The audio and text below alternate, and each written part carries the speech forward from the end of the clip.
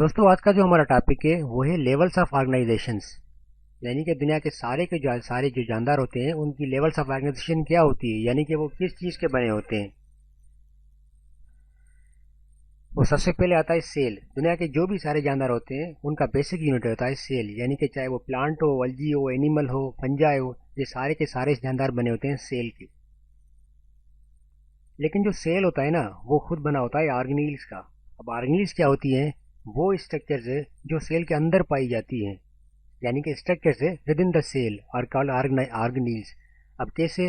जैसे माइटोकॉन्ड्रिया हो गया, एंडोप्लाज्मिक रेटिकुलम हो गया, न्यूक्लियस हो गया, ये सारे के सारे ऑर्गेनील्स होते हैं। यानी कि ये सारे के सारे मिलकर एक पूरा का पूरा सेल बनाते हैं। जैसे सेल में सेल वॉल भी होती है, सेल मेम्ब्रेन होती है, माइटोकॉन्ड्रिया।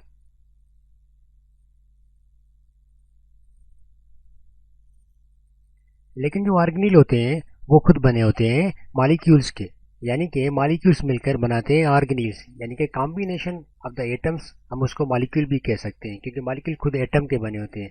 मॉलिक्यूल का एग्जांपल है हमारे पास water, glucose, DNA, proteins, lipids, ये सारे के सारे मॉलिक्यूल्स होते हैं। जैसे कि मैंने अभी आप लोगों को बताया कि मॉलिक्यूल्स खुद बने होते हैं एटम्स के। अब एटम क्या होता है? एटम में the smallest part of an element. अब वो एटम का वो छोटा पार्टिकल जो होता है ना एलिमेंट का, उसको हम एटम कहते हैं। जैसे हमारे पास हो गया hydrogen, oxygen, nitrogen, phosphorus, sulphur, carbon, ये सारे के सारे हमारे पास एटम होते हैं। लेकिन जो एटम होता है ना वो खुद बना हुआ होता है सब एटॉमिक पार्टिकल्स का, यानी कि वो पार्टिकल्स है जो मिलकर एक पूरा का पूरा एटम बनाते हैं, तो उनको हम कहते हैं सब एटॉमिक पार्टिकल्स। अब सब एटॉमिक पार्टिकल्स कैसे एटम बनाते हैं? फॉर एग्जांपल जैसे इलेक्ट्रॉन, प्रोटॉन, न्यूट्रॉन्स, ये पार्टिकल्स होते हैं एटम के अंदर, वो मिलकर बनाते हैं हमारे पास एटम। दोस्तों अभी मैंने आप लोगों को बताया सेल के बारे में, लेकिन सेल खुद किस चीज़ का बना होता है? ऑर्गेनील्स का, ये तो मैंने बता दिया। लेकिन सेल खुद मिलकर बनता है टिश्यू। कैसे बनता है? यानी कि एक सेल्स का ऐसा ग्रुप जो एक खास काम परफॉर्म करे, एक स्पेसिफिक फंक्शन परफॉर्म करे, उसको हम कहते हैं टिश्यू। जैसे जैसे हमारे पास जाइलम होता है, जैसे हमारे पास नर्वस टिश्यू होता है, जैसे हमारे पास कनेक्टिव टिश्यू होता है, जैसे हमारे पास फ्लोएम होता है, ये सारे के सारे टिश्यूज़ के एग्जाम्पल है जिनके अलग अलग स्पेसिफिक फंक्शन है, दूसरे फंक्शन नहीं है। जो टिश्यू होता है ना वो खुद बनता है मिलकर ऑर्गन बनता है, यानी कि टिश्यूज़ का ऐसा ग्रुप जो एक स्पेसिफिक फंक्शन परफॉर्म करें, तो उसको हम कहते हैं ऑर्गन। तो जैसे जैसे हमारे पास हो गया लिवर, जैसे हमारे पास हो गया इंटेस्टीन, जैसे हमारे पास हो गया लंग्स, ये सारे के सारे ऑर्गन्स के एग्जाम्पल्स हैं। दोस्तों जो ऑर्गन होता है ना, ऑर्गन्स मिलकर बनते हैं ऑर्गन सिस्टम, यानी कि ऑर्गन्स का एक ऐसा मजमूआ, एक ऐसा ग्रुप ऑर्गन्स का जो सारे के सारे मिलकर एक स्पेसिफिक फंक्शन परफॉर्म करें। जैसे कैसे स्पेसिफिक फंक्शन परफॉर्म करें?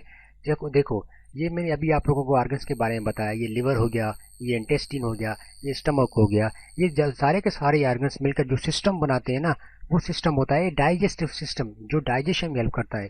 दूसरा होता है रेस्पिरेटरी सिस्टम, इसमें lungs, alveoli, trachea, nasal cavity, ये सारी की सारी चीज़ें मिलकर बनता है रेस्पिरेटरी सिस्टम। तीसरा सिस्टम होता है हमारे पास नर्वस सिस्टम का।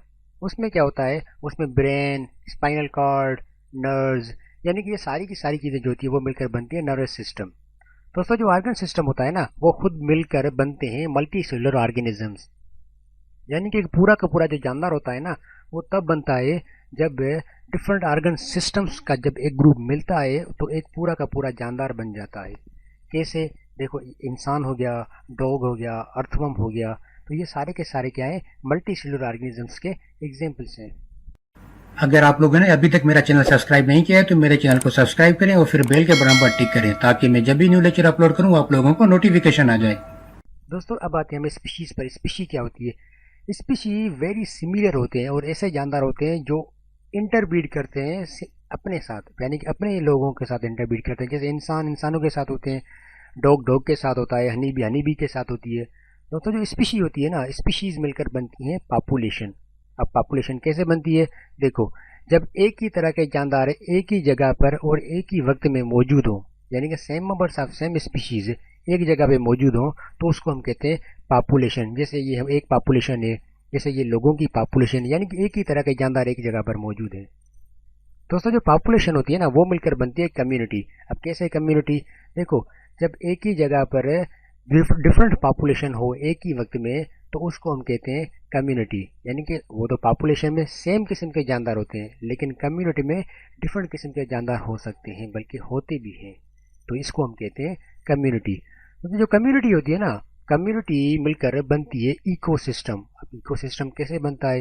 देखो, एक ऐसी जगह जहाँ पर लिविंग एंड नॉन लिविंग दोनों जानदार मौजूद हो, यानी कि एक ऐसी community living and non living एक दूसरे के साथ इंटर रिलेट हो, इंटर कनेक्ट हो, एक दूसरे के साथ ताल्लुक हो, रिलेशन हो, तो उसको इकोसिस्टम कहते हैं। जैसे एक हमारे पास इकोसिस्टम है, ये हमारे पास पांड इकोसिस्टम है।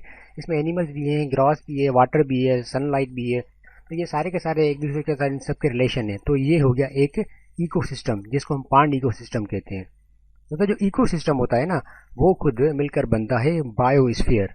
अब बायो यानी कि लाइफ, स्फीयर कहते हैं गोले को, इस जमीन के गोले को। यानी कि ये जो जमीन का गोला है, इसमें दुनिया के जो भी जानदार मौजूद हैं, उन सब जानदारों को मिलकर बनता है एक बायोस्फीयर। अब मैं सारे लेक्चर को एक समरी में अगर पुटअप करूं, तो उसकी समरी होगी, जो दुनिया के सारे जानदार होते हैं वो होते हैं सब एटॉमिक पार्टिकल्स के बने होते हैं। वो मिलकर बनता है एटम, एटम मिलकर बनता है मॉलिक्यूल, मॉलिक्यूल मिलकर बनता है सेल, सेल मिलकर टिश्यू, टिश्यू मिलकर ऑर्गन, ऑर्गन मिलकर ऑर्गन सिस्टम, और ऑर्गन सिस्टम मिलकर बनते हैं मल्टीसेलुलर ऑर्गेनिजम्स।